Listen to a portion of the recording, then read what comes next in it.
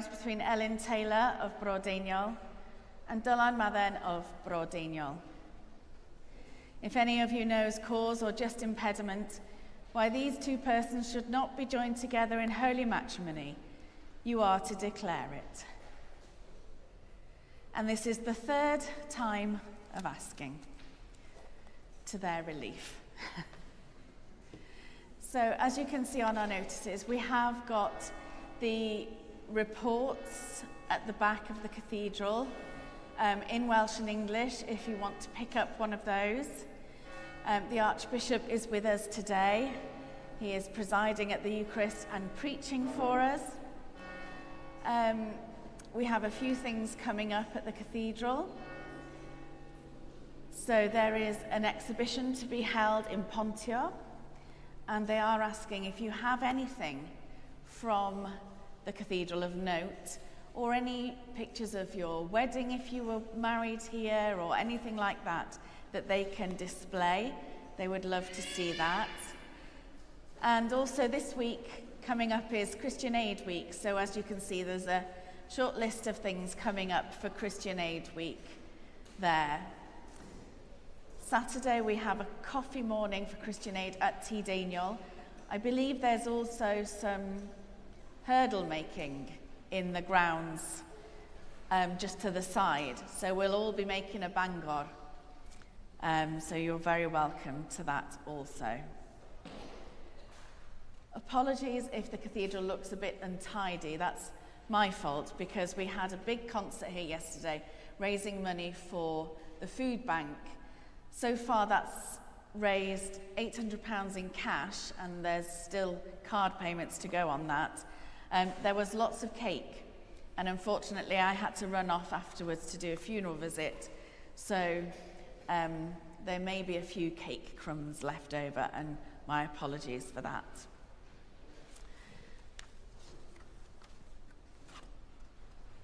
You revive my soul and guide me along right pathways for the sake of your name.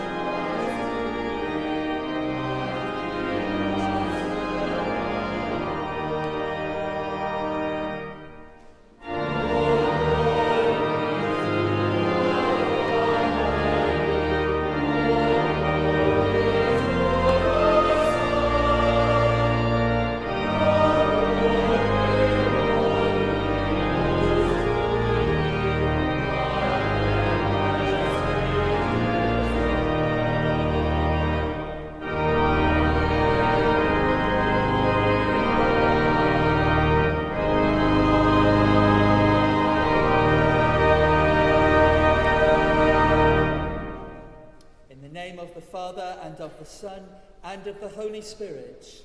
Amen. Alleluia, Christ is risen. He is risen indeed. Alleluia. You revive my soul and guide me along right pathways for the sake of your name. As we gather to celebrate this Holy Eucharist to the glory of God, we prepare ourselves by confessing our sins. We who need God's aching, mending grace to make us whole. We who need God's exposing, convicting love to purify our injustice. We who need God's living, liberating presence to dwell in us and set us free.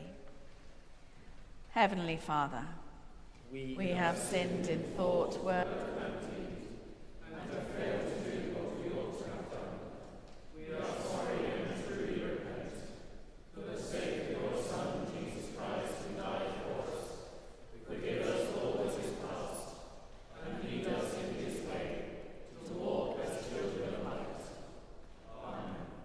Almighty God, who forgives all who truly repent, have mercy on you and set you free from sin, strengthen you in goodness, and keep you in eternal life, through Jesus Christ our Lord. Amen. Gloria in excelsis Deo.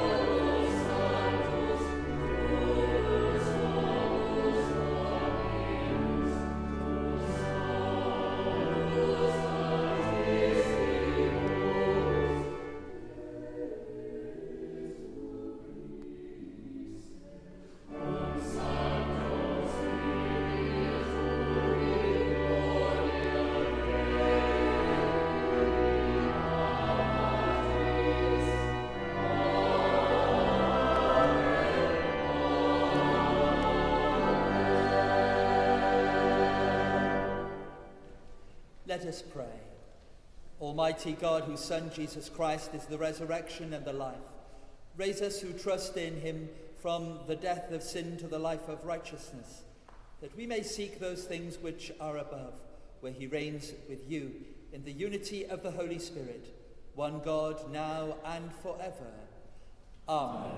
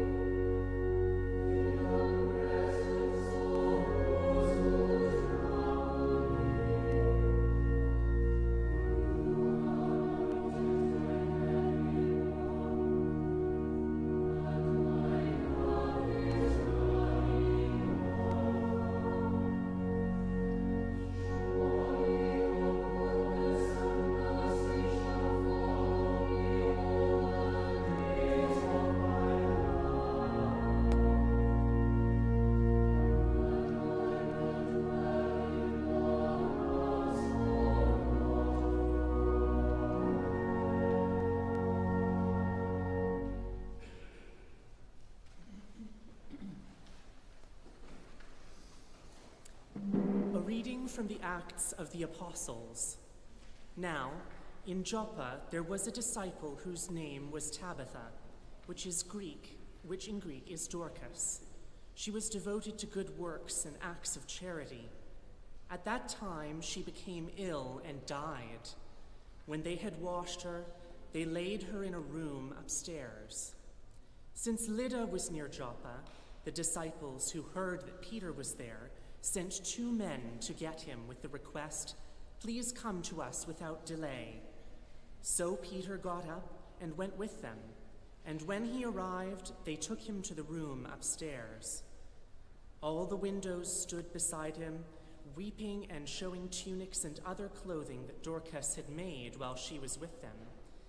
Peter put all of them outside, and then he knelt down and prayed. He turned to the body and said, "Tabitha, get up." Then she opened her eyes, and seeing Peter, she sat up. He gave her his hand and helped her up. Then calling the saints and widows, he showed her to be alive.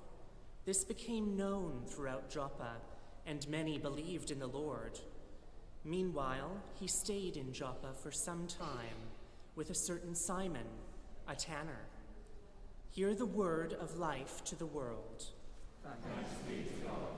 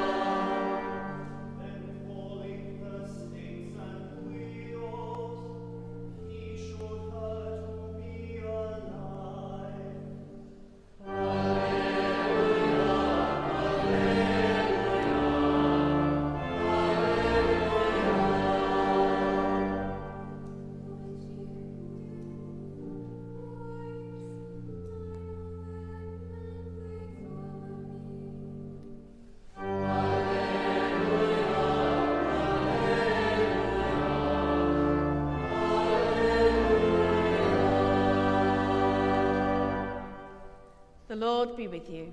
And also with you. Listen to the Gospel of Christ according to St. John. Glory to you, dear Lord. At that time, the festival of the dedication took place in Jerusalem. It was winter, and Jesus was walking in the temple, in the portico of Solomon. So the Jews gathered round him and said to him, "How long will you keep us in suspense? If you are the Messiah, tell us plainly." Jesus answered, "I have told you, and you do not believe. The works that I do in my Father's name testify to me, but you do not believe, because you do not belong to my sheep. My sheep hear my voice. I know them, and they follow me. I give them eternal life, and they will never perish.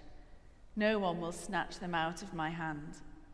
What my Father has given me is greater than all else, and no one can snatch it out of the Father's hand. The Father and I are one." This is the gospel of the Lord. Praise to you, dear Christ. Thank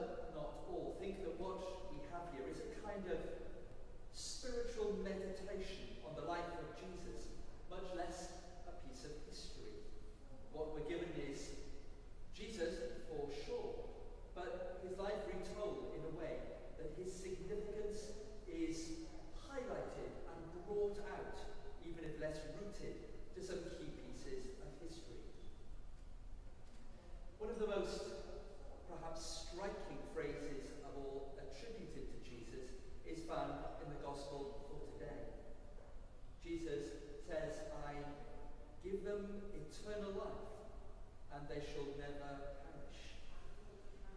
We might remember that other great statement that Jesus gave, which is similar. God so loved the world that he gave his only begotten Son, so that whoever believes in him should not perish, but have, again, everlasting or eternal life. And of course he said that he had come to bring life in all of its fullness. So the question today is, what does that phrase mean? And what does it not mean? It seems to me that one of the things we have to say that it doesn't mean is some kind of ongoing bliss, both here and in the life to come. In one of the most famous poems in English language, Samuel Taylor Coleridge explores the idea that eternal life could be just endless bliss. In Xanadu, he writes, did Kubla Khan a stately pleasure-domed decree where Alf, the sacred river ran, through caverns measureless to man.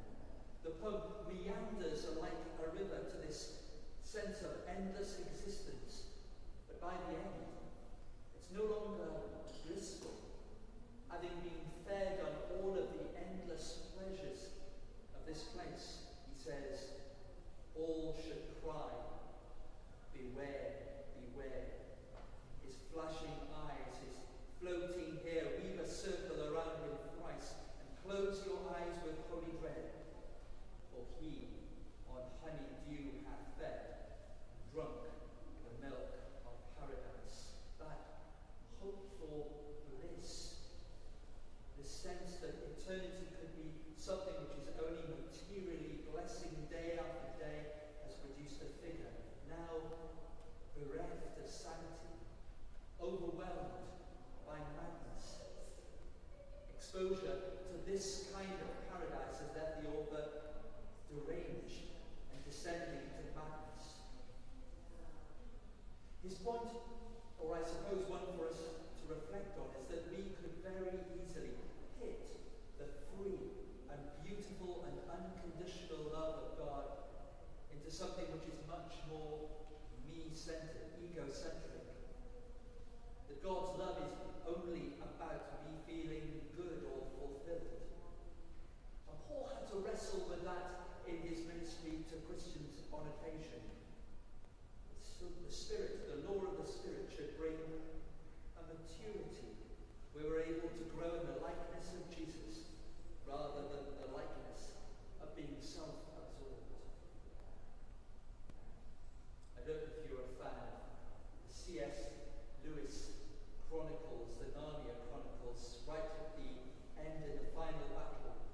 As the final conflict dawns, we read how the dwarves make for themselves a self-imposed prison. The dwarves, and for the dwarves, is their cry. Aslan creates a feast for them of everything good, but they believe they're being pelted with rotten fruit. Their prison comes from an inability to recognize the gift that they are offered. And perspective is all important. If that then isn't what eternal life is all about, what positively might we say about it? Well, in this season, we have some clues. We think a lot about the newness of life. When Paul wrote to the Galatians, he gave a very personal testimony. I have been crucified with Christ, and I no longer live, but Christ lives in me. The life I now live, I live by faith in the Son of God who loved me and gave himself for me, he said. Life like this, truly from God, a gift, and a way in which humanity is restored. Elsewhere, he talked about dying and rising with Christ as the primary call of Christian people. This last week, I found myself in the south of Wales in Brynawd, a drug and alcohol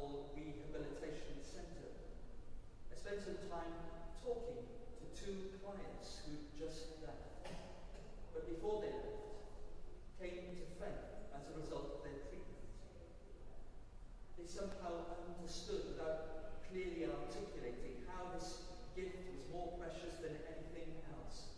I won't, I think, ever forget her last words to me, almost prodigal-like. When God found me, she said, everything changed. The story was an echo of that of an American authoress, Johnny Erickson. Following a diving accident, she was reduced to a wheelchair as a quadriplegic. But reading her stories, reading her testimonies, she found a way of avoiding being consumed by bitterness. The challenges of her life were extraordinary, but she found a way of turning those obstacles into new opportunities. Life like that can be rich and beautiful, whatever the challenges that we face. I found myself in northern Israel about 3 years ago, wandering in a bombed-out village. The landscape of destruction was a kind of testament to the capacity of human beings to ruin, to destroy. And on Sunday, I attended open-air worship with a preacher speaking in Aramaic, no less. He had more of a sense of incomprehension than anger, but also a sad accommodation to the realities that they face. But surely, eternal life must land well in the here and now and say something to that context. That what is broken can be transformed. And that we, in this congregation and cathedral, will need to pay heed to that as well. Because God seeks to transform and change us when we make space for Him. So eternal life, the free gift of God, not to be earned, not to be hoarded, a transforming experience of grace, the way in which God draws us to Himself and then renews us in service. His words echo across the ages. I give them eternal life, he said, and it is ours to be blessed into the new life that God brings. Thanks be to God. Amen.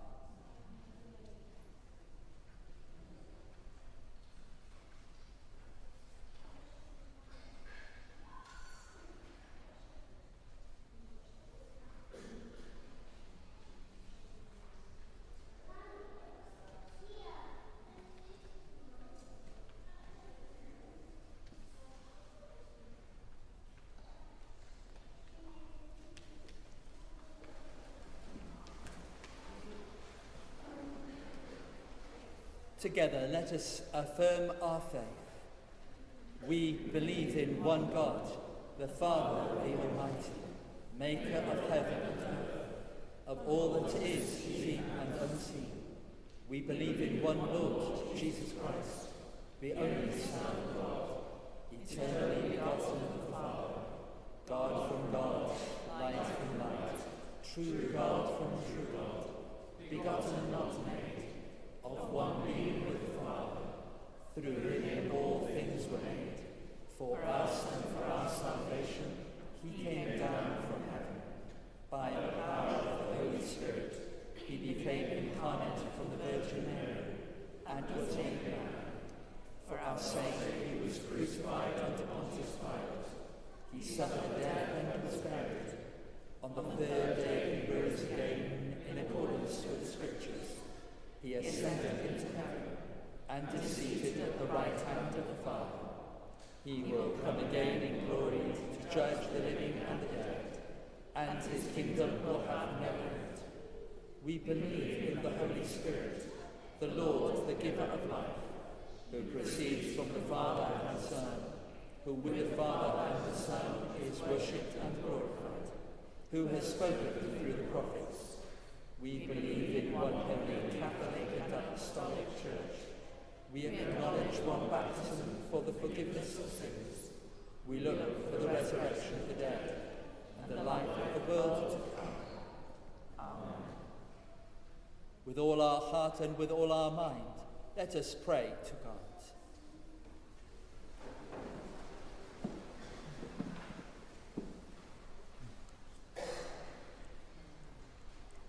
We pray for Archbishop Andrew and Bishop David, for their ministry and for the Brodaniel ministry area, and for all who work, volunteer and worship here in this cathedral.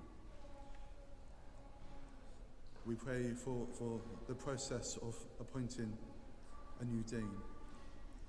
Grant us a leader who will be a faithful shepherd, building us up in faith and love.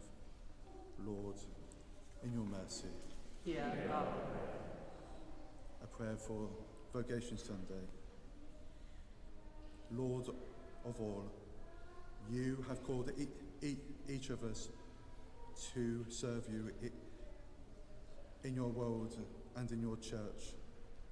Strengthen and equip us by your Spirit to recognise your call to us, and give us grace and courage to fulfil that calling through Jesus Christ our Saviour.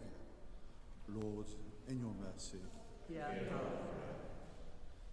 A prayer for Christian Aid Week. Lord, you are faithful to your promises.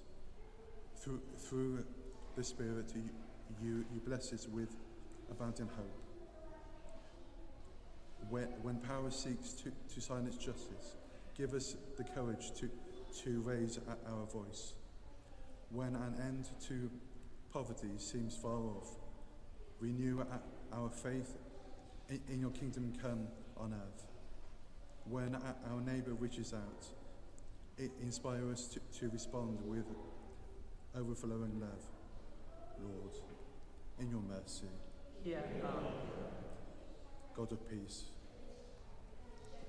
we pray for those who have been affected by the ongoing wars. We pray for an end to conflict. May peace prevail, ending the suffering and allowing families and communities to rebuild their lives. May leaders and nations be guided to work toward lasting peace and stability around the world. We pray for those who have lost families, friends and loved ones, for those who have been displaced from their homes, for those who have no access to food, water, shelter and medical care, for those who are in danger. Lord, in your mercy. O Lord Jesus Christ, good shepherd of the sheep, you came to seek the lost and gather them to your fold. Have compassion on those who have wandered from you. Feed those who hunger. Make the weary lie down in your pastures. Bind up those who are broken in heart, and strengthen those who are weak, that we rely on your care, find comfort in your love, and abide in your guidance to our lives' end, for your name's sake. Lord, in your mercy. God of all goodness, look with mercy on all who suffer any kind of infirmity, sickness or injury, that they may be comforted. We pray for Les, Daniel B, Joanna Hardy, John Watkins Jones, Nick Thomas, Ruth Owen, Jill Jones, and any people in need known to us personally. Lord, in your mercy, Hear our healing, Lord, comfort those who mourn, for those whose pain is beyond our comprehension. Sustain them with a hope of eternal life. We pray for the recently departed Caris, John Langley, Howell, Jean David, Alice, Viola, Cynthia Saunders Davies, and also for Umberto Sicanano, whose year's mind is at this time. Lord, rest eternal grant to them, O Lord. and let light perpetual shine upon them, May they rest in peace. and rise in glory. Holy Father, we offer these prayers and the prayers of our hearts and the prayers for the future of this cathedral to you as we say, Merciful Father, Accept these prayers. for the sake of your Son, our Saviour Jesus Christ.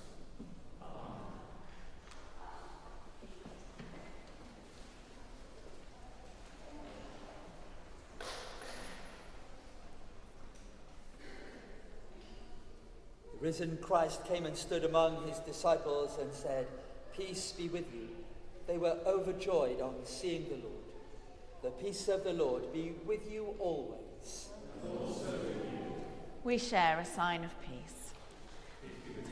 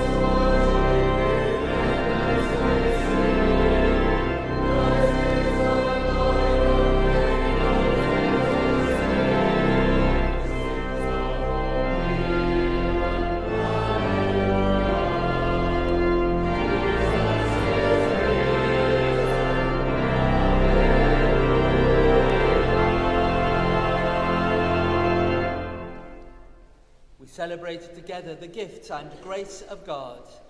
We take this bread, we take this wine, to follow Christ's example and obey his command. The Lord be with you. And also with you. Lift up your hearts. Let us give thanks to the Lord our God. It is right to give our thanks and praise. It is indeed right, it is our duty and our joy at all times and in all places, to give you thanks, Holy Father, all-powerful and ever-living God, through Jesus Christ our Lord.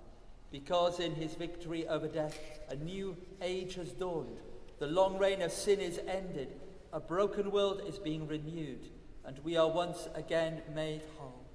And so with the hosts of angels and all the company of heaven, we proclaim the glory of your name and join in their unending hymn of praise.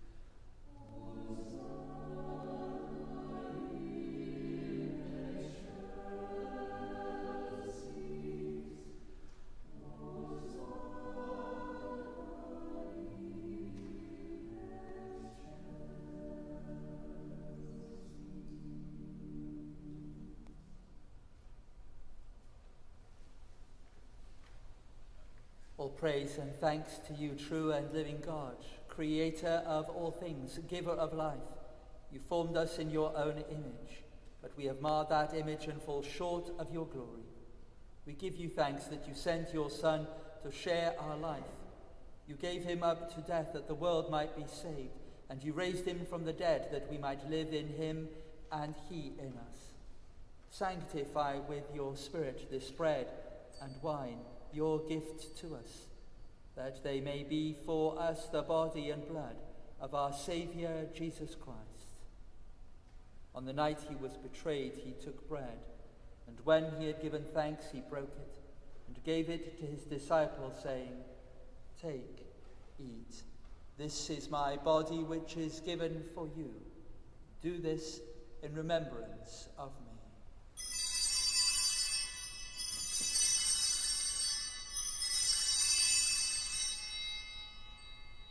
In the same way, after supper, he took the cup, and when he had given thanks, he gave it to them, saying, "Drink from this, all of you, for this is my blood of the new covenant, which is shed for you and for many for the forgiveness of sins. Do this as often as you drink it in remembrance of me."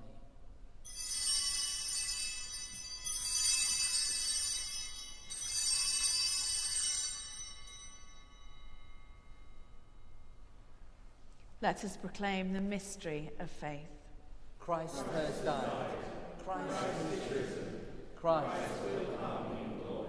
As he has commanded us, Father, we remember Jesus Christ, your Son, proclaiming his victorious death, rejoicing in his resurrection, and waiting for him to come in glory. We bring to you this bread, this cup. Accept our sacrifice of thanks and praise. Restore and revive your people.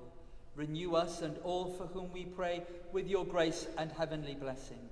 And at the last receive us with all your saints into that unending joy promised by your Son, Jesus Christ our Lord. Through him, with him, in the unity of the Holy Spirit, all honour and glory are yours, Almighty Father, forever and ever. Amen.